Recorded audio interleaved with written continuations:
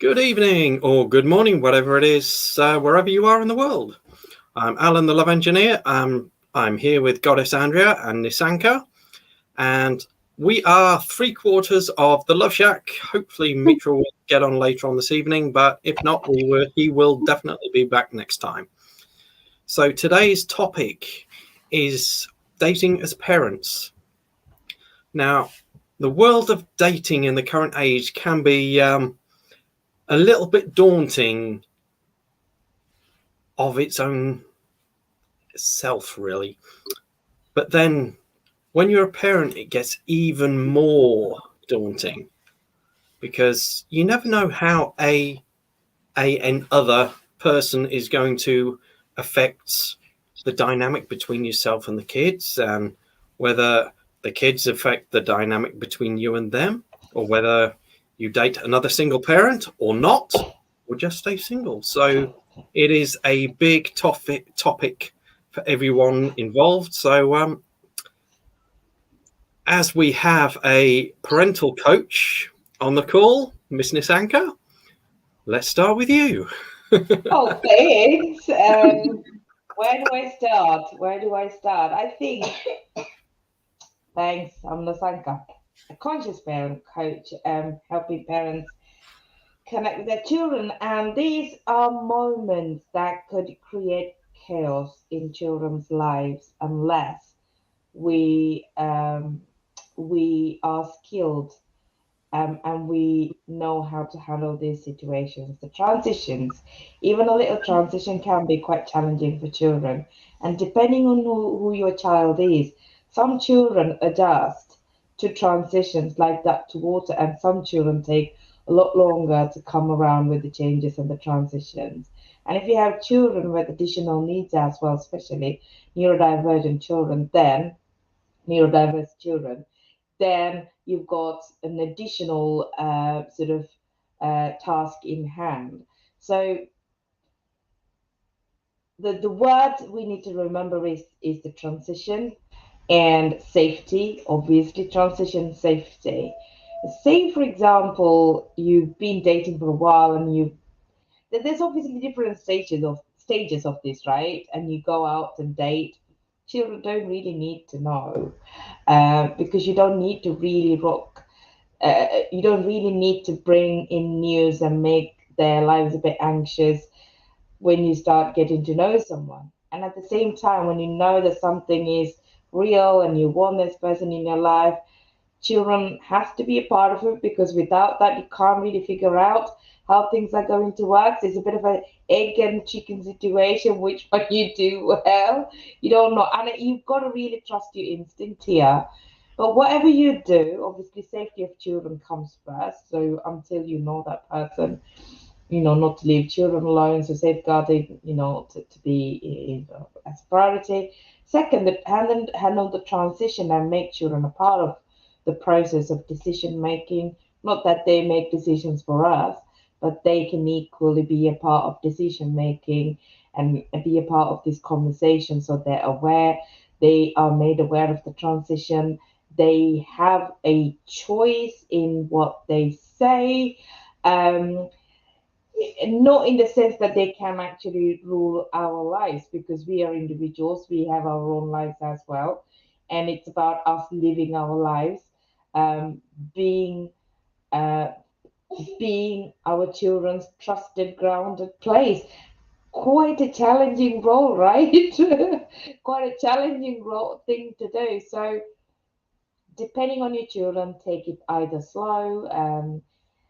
Communication is the key.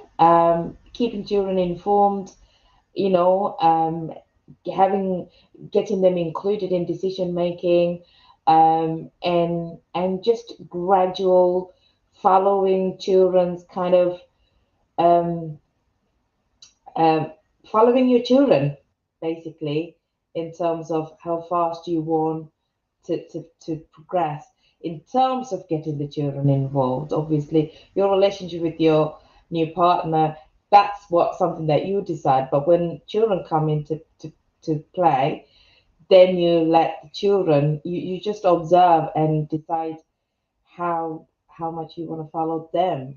Um, Did that answer your question? I'm not sure if there was even a question there, but thank you for sharing those wonderful insights. What some of the things I hear regularly from people that are in parents and dating, some are clients, some are not. There are two things that really stand out. One is, I want to date somebody that doesn't see my children as baggage. And the other is, my children come first. So, question for the first one is, in attracting somebody who does not see children as baggage. And for me, I would say that if the person you're looking at dating already has children and they see both your kids and theirs as baggage, that would not be a good relationship to be in. But another thing that's quite useful when you're dating someone else that's with parents, that is a parent, you get to see what kind of parent they are to their own kids, so you can get an indication of what kind of influence they might have on your children. And that's something you don't get with anyone else. Andrea, would you have some insights you would like to share at this moment? Well, the whole topic takes me back to like when I had my daughter. I was a single mom and I wouldn't let anybody see her. Like I was really strong about no one, I will see you after 6 p.m. And if anything happened, you got to be gone before 5 a.m. I was not involving her in my dating life at all. She was young too. She was only like 1 year old. But anyway, I wouldn't have it. And so I found a man I wanted to be with, and he would like come pick us up or take us grocery shopping, a little bit of something where I would let them interact a little bit, and I could see they got along great. And I was really scared of this. So I really limited the time they got to spend together because I was worried about my daughter getting attached to him in case this didn't work. Then we got engaged and he says to me, okay, well, if we're gonna like live together and stuff, I should probably spend some time with your daughter. And I was like, oh yeah. But like I totally was so protective of her that I didn't even see that needed to happen. So then as we integrated and stuff, and that man now is her stepdad, like not going away forever. It was a really great decision I decided to make. But I really had to stop and question, like, do I want you in my life? Do I want you part of our life? Because her and I had this life. We'd been living together for 1.5 years on our own, and it was going just fine. Did I need somebody to come and do all of this? No, I didn't need any of that, but I chose it once he started to interact and mingle and that kind of stuff. But when I was dating, I really didn't allow anyone around my children. It was just like, no. Even when my marriage ended and I was single and dating again for the first while, and then I had to sit down with them. They were teenagers and my daughter was 20. So it's like, I just sat down with them and said, look, I'm going to start seeing people. And they're both like, okay, mom, whatever. You know, like they didn't care at that point in their life. They were no longer like under my roof or anything like that. But I've seen a lot of relationships where the kids don't like the step parent, or it creates like some sort of chaos in between the children and the other person, not the mother or father that's involved, or the kids don't get along when there's amalgamated families. I've been around a lot of families, and there's so much diversity. Like, what would you really do if you got into a relationship with someone that you really adored and felt like this is my soulmate, and then their kid hates you, or you have kids and they have kids and none of them get along, or two of them just can't stand each other? Are you going to carry on that relationship? Are you going to try and resolve these issues together? Is it possible? Or is there just that much, resentment from the children or the other person against that parent for taking their mom away or taking their dad away from them? Because it takes time away from your kids when you're dating, right? Absolutely. And I think in those situations, every time you have to take each one as it is and really dig down and find out what's behind the dislike or the behavior, because it may be that this other person reminds me of or reminds them of someone that bullied them at school, or there may be something else behind the scenes that is unknown, but there's always a reason for everything. Mm-hmm. And I think there are two extremes with the approach to dating as a parent. On one side, you've got the I'm going to shield my kids so they don't see any of my partners, to they get to see this revolving door of mum or dad dating somebody else every day, every week, every month, every whatever. And both options will impact the kids, because they grow up to see, oh, my mum or my dad doesn't date anybody, and I don't know why that is. So maybe when I grow up, I'm not going to date anybody. Alternatively, they look at what mum or dad is doing and see that constant revolving door and think, oh, that's normal behavior. So whatever we do as a parent, it's going to affect our kids in some way, shape, or form. We just have to do what feels right for ourselves in that moment. Yeah, there's a lot of intuition in parenting. Like, kids don't come with a manual, relationships don't come with a manual. There's no how-to guide. You got to figure it out by our past experiences, which some people come from not good places, some people come from good places. And what happens when those combine as well, right? Like, someone who's trying to shift and change a life and the other person who already has a perfect life. Like, there's so much to consider when it comes to parenting, and just plainly parenting, and then dating and parenting. It's like, it's a lot of work. It is a lot of work, isn't it? It is a lot of work. You're absolutely right about, like dysfunctional patterns, um, amalgamating, is it combining dysfunctional patterns? And we've got to be really mindful of why we're getting into a relationship. Are we getting into a relationship because we long that partnership? We long to be with someone that supports us, that is incongruent with our values? Or do we want to be in a relationship because we feel desperate that we are alone? Or, we've got to have a really good self awareness of why we're dating. When um, and we may never have the right answers. I don't think I am talking about having a black or white right answer. I'm really talking about having a good self awareness of where am I in my life right now? What is making me make the decisions I am making right now? Am I competent enough to handle the consequences? Do I trust myself enough to go into this situation and handle this situation? And if not, um, do I know where to go for help? So to have that self kind of awareness, with self awareness comes that, like you said, Andrea, the intuition and the strength to make sort of decisions that sometimes we feel right for us at one point and may not be right for another point. It's just life. Life keeps moving, and do we feel confident enough to face things that happen in our lives? And that's one thing. And also, if you're constantly in this pattern of being in very toxic relationships, being attracted or attracting the toxic people into your lives, like you said, Alan, revolving door situation. But um, and it's there's chaos in your external life. Maybe it's time to go internal and see what's the chaos happening inside.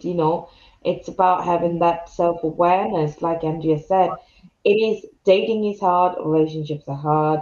um, Relationships need skills, um, for them to be good and healthy relationships. You need to be able to find a healthy person, healthy partner, and for that, you've got to come from a very healthy empowered place yourself as well. Desperation attracts desperation, and then parenting in itself is a completely set of different skills. But once you have this set of sort of core set of skills, you can apply in relationship with your partner, in relationship with your children as well. So it's just about uh, um, learning skills. We all think growing up, everything is just happens. These things just happen. Like, if somebody, find that they fall in love and media, that's what they depict, and they have this amazing romantic moment. Like, I mean, honestly, the time I dream of having those romantic moments, and those moments like misguide me sometimes. I put my hands up. I've been misguided by those moments. The perceptions, the visions, which isn't always reality. And we've got to be able to have a good understanding of what our realities are like, and have that trust in ourselves, which does not come easily if you have grown up in a dysfunctional environment. So it's all about reinventing the wheel, reinventing the stories, and learning new skills. Yes, Walt Disney's got a lot to answer for. And it's True. not just being willing to reinvent things. You've got to be willing to look in the mirror and reinvent yourself sometimes. Because is the self that you are now, the self you've been in the past, the version of yourself that will get you to where you want to be in the future? Or is the version of yourself that you know is in the mirror right now the level of yourself that would attract your dream partner? That person that's going to stand by you and with you as a family unit? Or is there some growth needed? Everything, I still think most topics of everything, bottom line is communication and our perception of ourselves. Like, I know for me, I've had to do a lot of internal work, and my repetitive thing was attracting some sort of abusive relationship. I got out of one, I got in another one. It wasn't physical, and so I was cheering myself on because I finally attracted a non-physically abusive relationship, but then it was abusive in other ways. So I had to take the time and sit down and write out, or like figure out what I wanted in a mate, like someone to share my life with. I don't want someone to save me. I don't want someone to like take over, do everything for me. I want to remain in being a strong, interdependent woman and working with somebody and achieving a really great life. So what did that look like for me? And after walking away from my 18-year marriage, I really took that like a long time before I even started dating again. And then I dated just like everybody, because it was like, okay, I want to try out this person. I want to try out this person. It was like kind of like a little game too, right? I just like was running around. I see somebody who's doing something crazy. I'm like, oh, I gotta go join that person for a while, hang out, do crazy stuff. And then the next one that just sits at home and plays video games and does nothing. And then it was so weird how many different people I attracted, because I didn't have any focus on that one dream person. But I was in no place to be having a one dream person either in my life. I was searching, and I think that's something that we discredit, is searching. Like, Yes. sit down and get clear. Yeah, sometimes we've got to have some of these relationships with people that aren't necessarily our ideal person or the type of relationship we want, because we learn to walk by falling over. So we learn what's good in a relationship by experiencing what's not so good and then learning from it. Yeah, and what about the term soulmate too? Like, I got asked at the restaurant on Mother's Day if my partner was my soulmate, and like I was like I know no, and I have to just now pronounce this in front of everyone. So I'm like, no. On some levels, maybe yes, but I really don't believe in just one soulmate. Like, I have people in my life who hit my soul, but they're all different people. Can one person actually do all of that? Is that possible? Like, I don't know. Soulmates people search for their soulmate. What is that even? Like, I think my soul is so many different things. I can't put that all on one person. I think it's a huge expectation. So is he my soulmate? Yeah, on some levels, but not my like. I get everything from everyone I need. I don't need one person to fulfill all that. So I think that's kind of a way we see relationships. Yeah. Yeah, so I think as human beings, we don't limit ourselves to just having one mate or one friend. Why would we do that with our soul? Okay, Well, right. we have just one, have that ideal of a intimate partner that lines up brilliantly with our soul and what we stand for and what we believe and everything else. But of course, I would say souls can have plenty of friends as well. Who knows? Yeah, and it's kind of like when people say, "Oh, you can only love me." Like, is that a belief that you have? I know I asked this to my partner actually. I'm like, "Are you the kind of person that believes that I can only love you?" And he kind of looked at me. He's like, "Well, that would be nice." And I said, "I don't have the capability to do that. Like, one, I have children. I can't dedicate all my love to just one child or just one human. I'm like, and I have like a ton of people that I love in my life, and I tell them that regularly. And I don't, if you're going to get upset about this relationship is not going to work. Like, do we have those hard conversations with our partners and our mates? You know, like even getting into a relationship, I know a lot of times people didn't even know I had a child because I never told them. It just was, that's what it was. It was just a little relationship that didn't need all of, because when they told me they didn't want children right now or something like that, well, okay, we can have fun for a little while, but this isn't going to work out. So you don't even tell them, like, how hard of a conversation are you willing to have to get into a relationship you desire?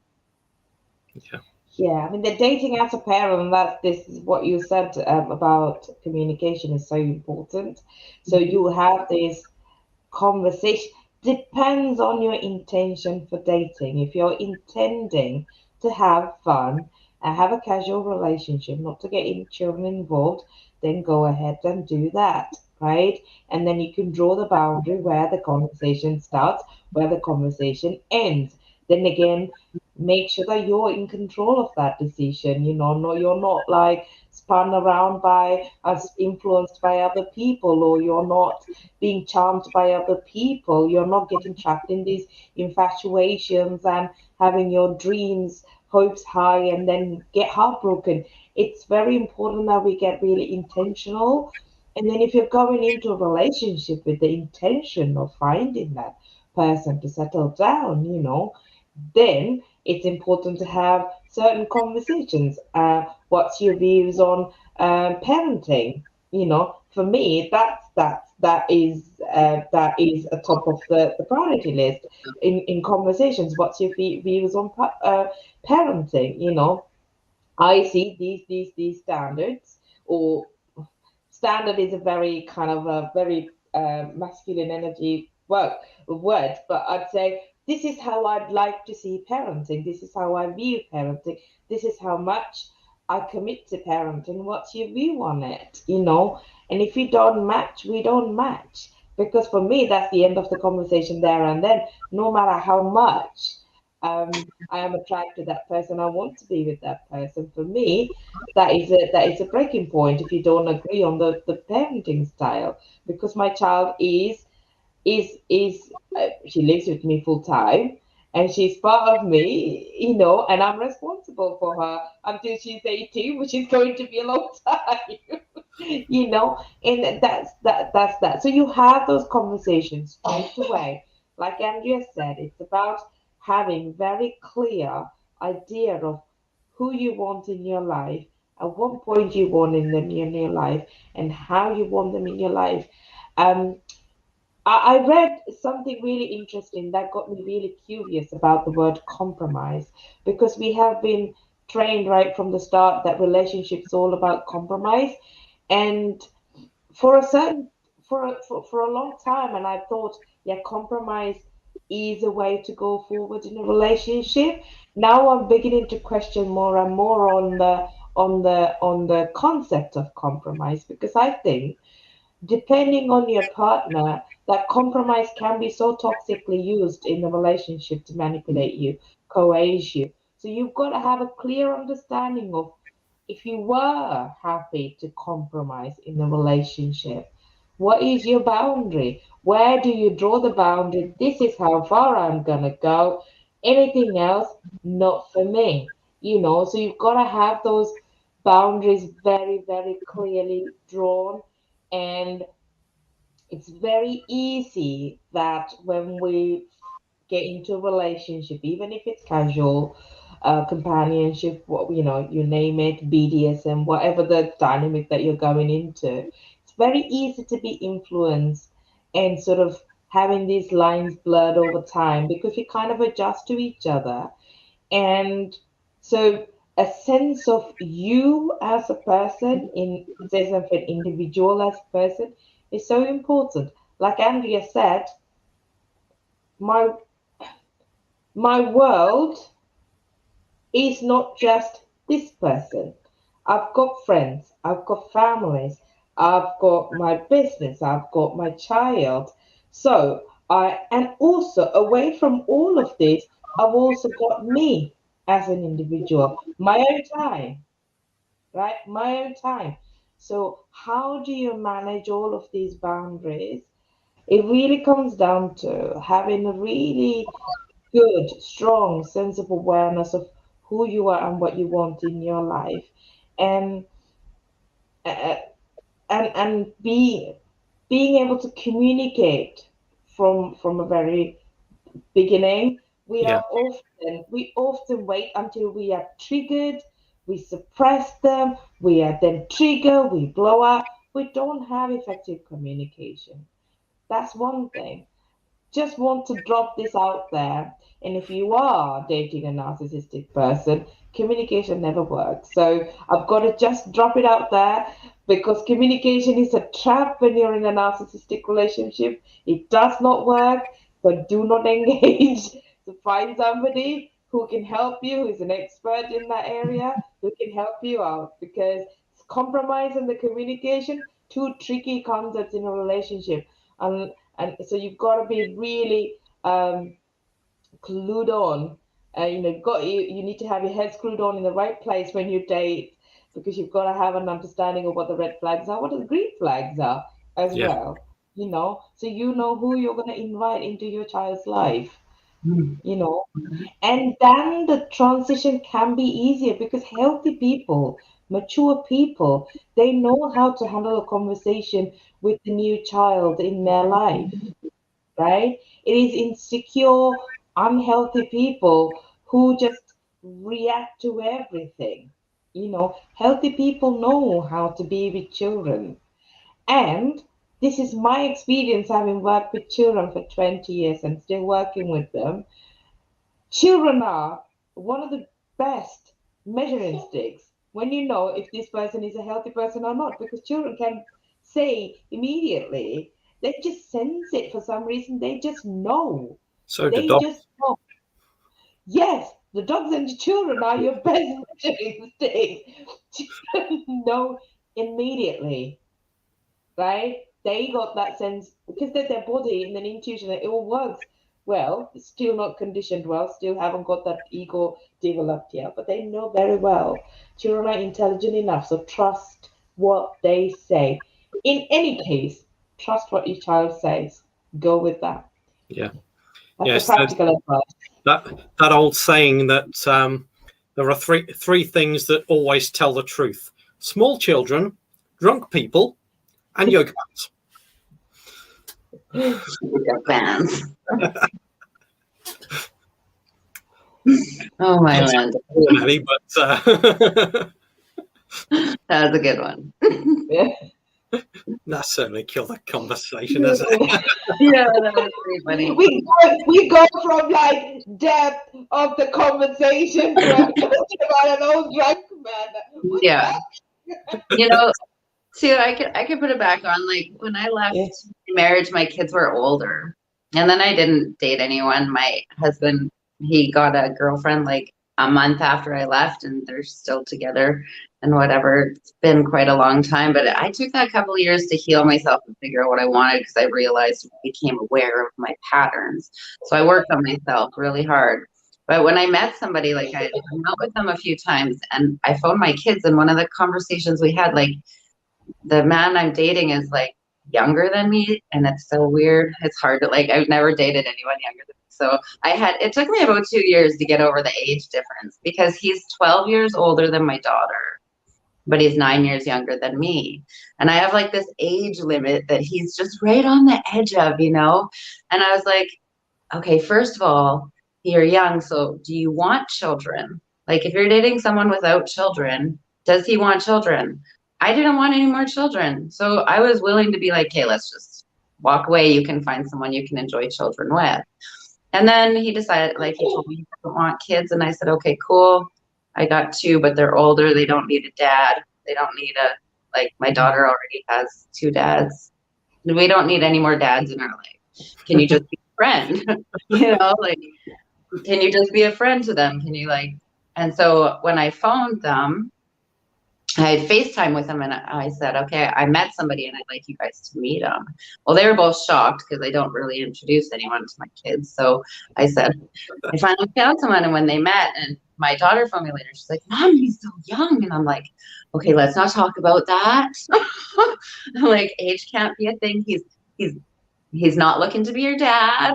You know, he would have had to be 12. But I also had kids really young, right? So it's not that either. But I mean, he is much younger than I am.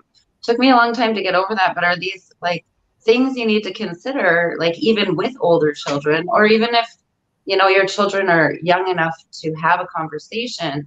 If you're dating someone who doesn't have children, do they want children? Do you want to have more children? Because I know people who have 4 kids and are dating, and they don't want more kids. And that's kind of what keeps coming up for them. Is like, I keep getting these dudes that want to have kids, but she's already got 4. She doesn't want any more. So that's another aspect of dating as a parent, even with older children.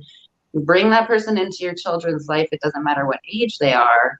You need to be able to communicate. Yeah. You know, I'm glad, for me, it worked out great. Like, my kids really enjoy him. He's really funny, and we've moved past all of everything. And it's a really great relationship. But to be honest with you, me and my standards with my children came up so much that I was just like, do I do this? You know, like, you put such pressure on yourself as a parent. Very much so. You do. Yes, I think the only time that's really too soon to meet your partner's kids is on the first date. And I say that with experience of having had that. Well, parents and kids on the same date, which wasn't planned, but it happens. Like, what the heck is going on here? That's a bad date. It was certainly an interesting. Interesting. Well, I was going to say something that you could have learned from, obviously. Oh yeah, I think I've learned something from all of them. Yeah. Both the good, the bad, and the ugly. Yeah, actually, that's a really good, interesting point, because I hear a lot, work on yourself, work on yourself, work on yourself, and I am a strong advocate for that statement, work on yourself. But you can't work on yourself by being by yourself at home and by being an individual. So you've got to put yourself in situations with other people, because you're often triggered when you're with other people. You always learn about yourself when you're with other people. So rather than actually finding kind of similar type of personalities to be with, my advice is practical advice. Again, it's an advice, it's a suggestion, freedom is yours to take or not. Is to find people who come from completely different backgrounds, who have different personalities, who have different interests, and be around them. Surround yourself with those people, and of course, even there's this whole notion in the coaching industry or therapeutic industry. Let the toxic people go. You can let the toxic people go, but you don't have to cut ties with them. That's my stance on them. So my stance is, if you're cutting toxic people out of your life in order to keep you safe, that means you haven't done the work, the internal work, because you're not triggered or you're not sucked into the toxicity, even by the highly skilled toxic people when you're with them, when you've done the work. So, and this is a tricky one because people who've been beaten really badly in the past, it's all right to take some healthy breaks. It's all right to keep boundaries. If you haven't learned how to say no, it's all right to cut ties. It's okay. I'm not saying don't do it. I'm just saying take it as a message. If your tendency is to cut ties completely, and that means you've just not learned yet the art of communication, or the art of saying no, or the art of your internal world is still being triggered by these people. So just be aware of them. You can be around toxic people and not let them suck your energy out of you. There's like acceptance and allowance. This has been coming Yes, up quite a bit. You can accept the person for who they are, allow them to be exactly. that person. You don't have to participate. It's just Absolutely choice. spot on. Spot Yeah, on. And who are we to judge those people? Because if you're right. judging those people on their characteristics and personalities and where they're in their life, then we haven't evolved quite. So, so we don't have the right to judge anybody. Um, just Yeah. just throwing it out there. Mhm. I think it was Teal Swan that said That's right. traumas caused by relationships can only be healed within relationships. True. Not necessarily the same one, but there's But we can grow and learn from our relationships too. Like, like for me, became really aware, even with my friends. Like I noticed there is this pattern of abusive people of some way, shape, or form. And it was just like, whoa.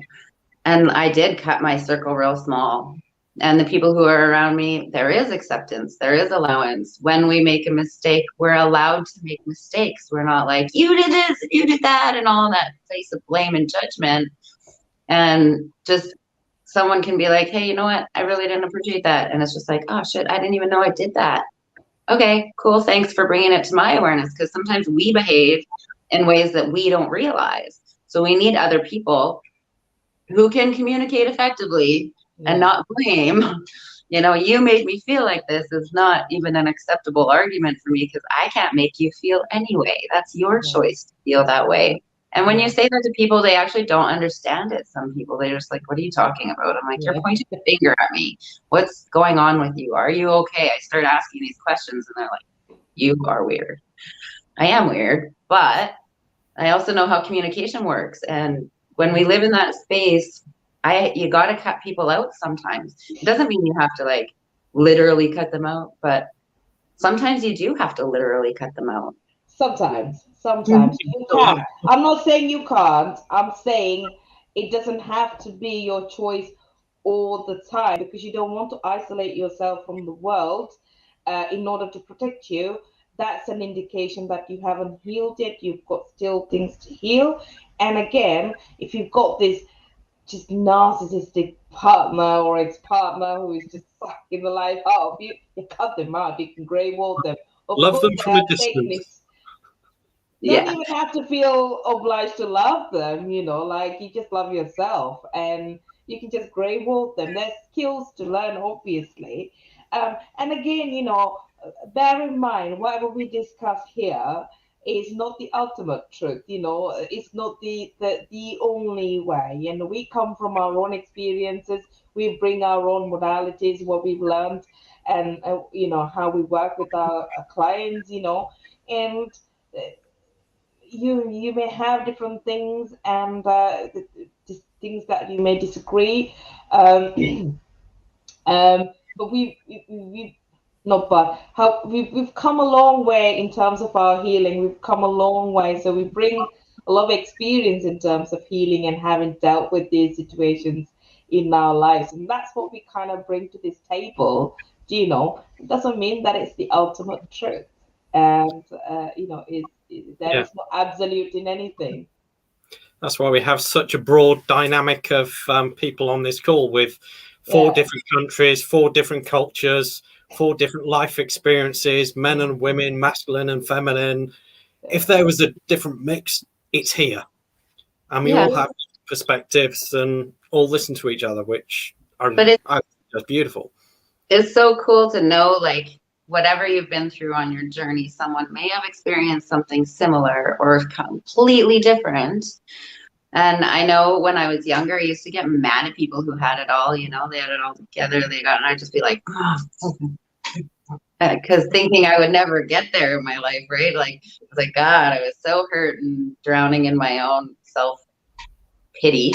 And I had no idea. I mean, I was really young. So I got mad at those people, but now I want to surround myself with those people because they help me be that best version of myself. And in dating, I want someone who helps me to be the best version of myself that isn't going to take anything away from me, whether I have kids or not. And so what if I got some scars and stuff? If you don't like it, there's the door, dude. I don't care. This is my body and I'm going to love it. And if you don't, then see ya. Let me lay the red carpet out the door for you, you know. Bye. I know. That's the way. Own yourself. Leave me, hate me, love me, whatever. Don't change me. That's my job. Well, but not even change me, because we need to change as humans. I like change. I want to be aware of where I could change, but I don't want you coming at me with like negative things or like telling me that I do this or I do that all the time, because then you're only focusing on what I'm doing wrong and not what I'm doing right. I want to hear more about, oh my God, you're so good at that. Or like that person that lifts you up and helps you feel better about who you are and actually adds something to your life. And then even take it to the level of if you have younger children, they're going to add to your children's life, or you're going to add to their children's life, instead of being like, oh, your kid is like horrible. Like if anyone ever said that about my kid, they'd be out the door. Like there wouldn't even be, it'd be like, okay, you're done. Bye. You know, no one wants to think their kid's horrible, but there is a way to say, hey, you know what? I noticed this behavior. I noticed this thing. Is there a way we can address it? Do it together rather than parents pointing fingers at whose kid's worse, or like there's just a way to communicate it. Again, it is just communication and effective communication. But in any relationship, I want you to pick me up. And if I'm doing something that's not aligning with who you know I am, I want you to tell me. I want you to share that, but not in a negative way. Change on your own terms. Yeah. Just point it out, because we don't normally point. I mean, when somebody points something out about someone, it's always like, why are you doing this? Or some, you know, like it's in a negative way. It's not like in a caring, loving way where it's like, oh, I observed that you are doing this. Is there a reason? Can I support you in something? Like offer support rather than be like, you got to change this. Yeah. Any kind of intimate partnerships, you know, even if it's a friendship and it's really, really close friendship, especially romantic relationship, brings the worst of us to the surface because we want to be vulnerable. We want to just let go. So our intimate partner is more likely to see the worst version of ourselves. And if you can't have that person who can, first of all, not take it personally as their fault, or as a reason to rescue, or you know, but like you said, Andrea, so if somebody can point it out in the most gentle way and have that communication with them, then you know, healthy people do this. This is what I want people to remember and take away. Healthy people who are aware, or who are at least in the journey of becoming aware, are capable of doing it. And if you're in a very difficult relationship where you're crying every day, you're questioning you're riddled with self-doubt even at the beginning, while you're dating, you're having to change yourself. Question if you're first, if you've got healthy habits yourself. Second, are you in a healthy dynamic? You know, just give that. Just don't doubt yourself. Trust your gut. Trust what's happening around you, and question and it's okay to question. It's okay to walk away. If they're hurt, it's their job to sort it out. It's not your job to rescue somebody else. You go away and deal with your hurt and learn the lesson and make sure your children are okay. We might want to talk about breakup at some point as well, and how to handle breakups with children at some point as well, because that's a whole different conversation. It really is, yeah. But it is true, Nisanka, hurt people hurt people. They do. Yes, It's they just, do. I They heard do. a song with that in it the other day, and I was like, sometimes I forget that. And when I was hurting, I hurt people. And because I'm through that, and when I hurt somebody now, that person that's around me that I hurt has the ability to tell me that I hurt them without getting mad at me or judging me, just knowing that I've I've had my journey. Most people around me know most of my journey, and they understand that that's where this is coming from. They can bring it to my awareness, and I'll be like, oh, snap. Yeah. I don't even judge myself for it. It's just a pattern or behavior that showed up all of a sudden again. Now I got to deal with it. Yeah. But it's because I'm a more healthy person and I'm surrounded by healthy people. And I think it's really life changing when you actually start hanging around with Oh my healthy God. people. Oh my God, tell me about it. Yes, your life's easier, you're inspired, your creativity comes into play, and you're constantly challenged, and you're supported, and you feel the support, and you feel the acceptance Yeah. when you're surrounded by people, and you don't have to dim your light. And this is one thing, please take this away as well. If you ever feel like you have to dim your light in a relationship, run. Honestly, just run. just run from it, because if at a dating phase you're having to dim your light, you're definitely with the wrong person, in the wrong dynamic. I just want who our listeners to take away three things, and I did this post the other day, especially when you're dealing with children, any kind of transitions. There are three things you can work with children. One is to teach your children to recognize their feelings and name the feeling. So if somebody else is coming into to life, they're going through this sort of transition period, and you can just have that chat and say, "How do you feel?" And if they can say, "I feel scared, I feel anxious, I don't know what this person is going to be like," if they can name that, then you have that communication. You can deal with their sort of beliefs and that transition period. That's number one. So recognizing and naming the feeling. Second one is to be able to explore, recognize the emotional language as well. So emotional language can be really complicated, especially if they're young children. So start that language as early as possible. And every situation is different how they will use it. Just teach them through the communication, against conversations. Um, Third is to be able to teach your children to be able to express the needs. So if somebody else is coming into their life, what is their need? Do they want their mom to be, or dad to be closer to them? How do you want the meal times? How do you want these things?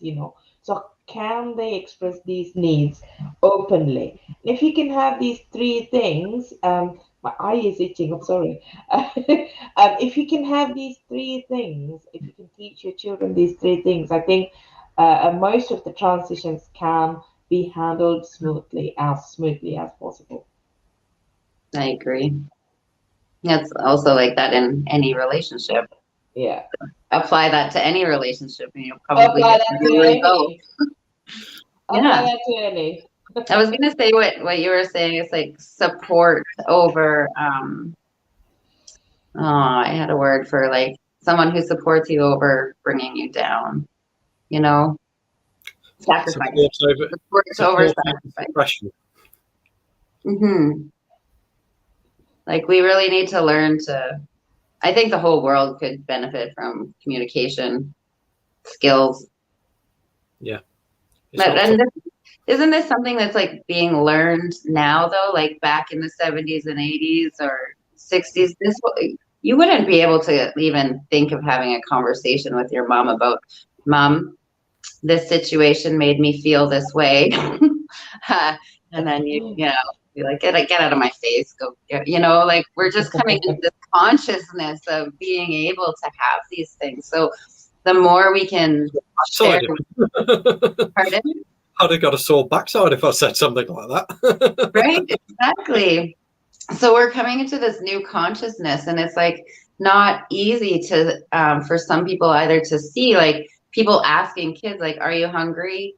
And then they're like, no. So then they don't have dinner at that time, where we're so used to having dinner at a reasonable dinner time, but the kid doesn't want to eat, and you're not going to make him eat just because it's dinner time.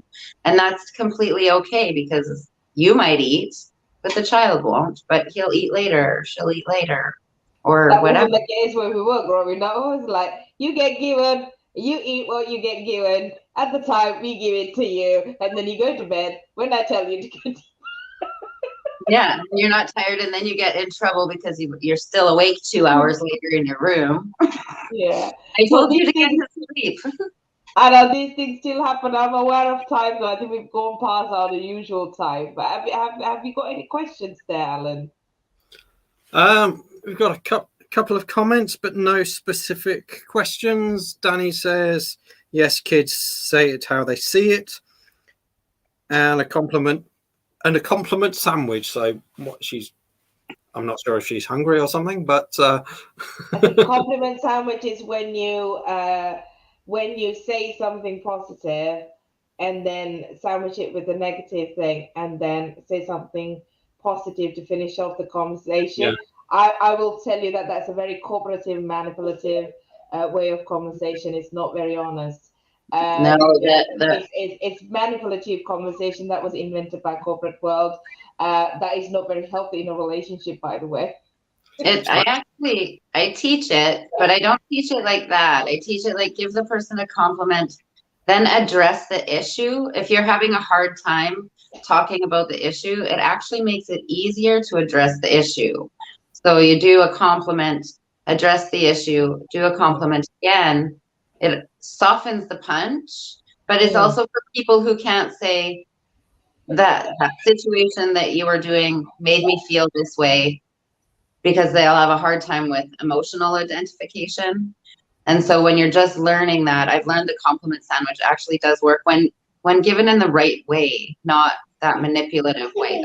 There is a way that you can do it, but it is to address a certain issue that you're having a hard time talking about. And it makes it easier to speak it. But you have to be able to really say your issue as well. Like you can't sugarcoat it at all. But it does work. It is very, very practical. But the way you just explained it was, you're right. It sounds really manipulative to say that negative thing in the middle, but it's actually a way to address what you want to talk about with making it easier to say, and if you don't want to hurt somebody's feelings, basically. Yeah, it really does come down to, I think, the level of training you've had about that technique. So that technique gets used quite a lot. When I was a manager, I was trained on that technique, and I chose not to use it at all.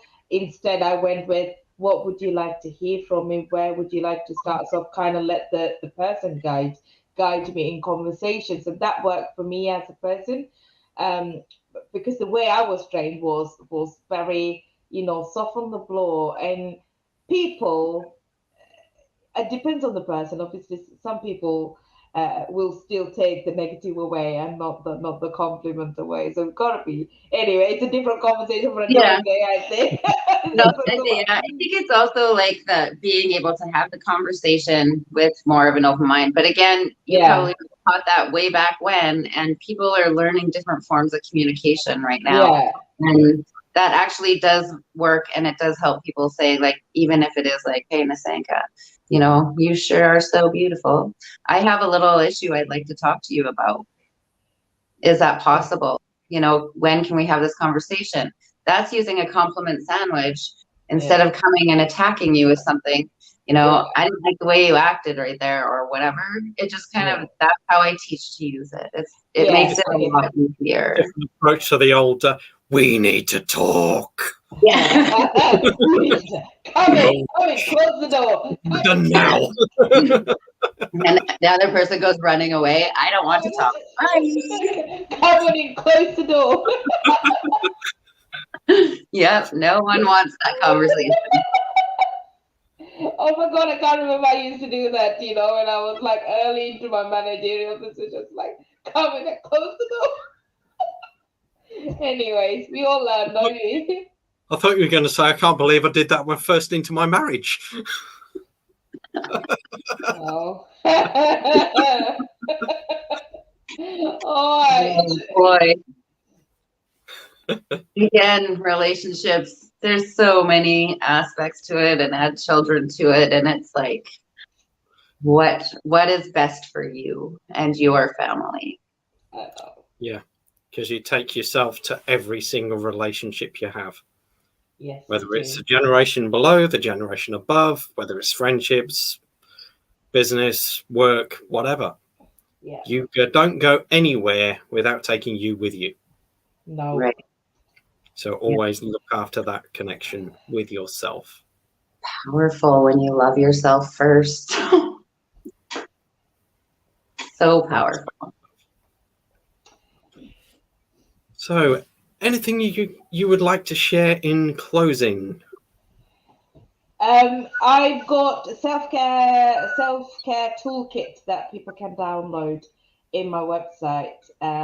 It's mainly applicable for people who go through a difficult relationship, actually, especially if you're going through, if you're in or was in a narcissistic relationship or toxic relationship. It's www.coachingwithmissanka.com, and if you go to free resources, you can download the self-care toolkit, reducing anxiety, and there's also the 6 steps ebook as well that people can download, and you can apply these techniques anywhere in any situation. The 6 steps. So you can download the free ebook as well.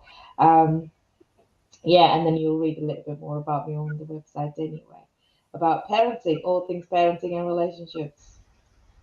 Andrea? What would I like to share? Just do what feels right for you. Like, there's something I share with my clients is like, if something comes into your world and you don't know if you want it, just check in with yourself and ask yourself, if it's a hell yeah, go do it. If it's a hell no, don't do it. If it's a maybe, no, don't do it.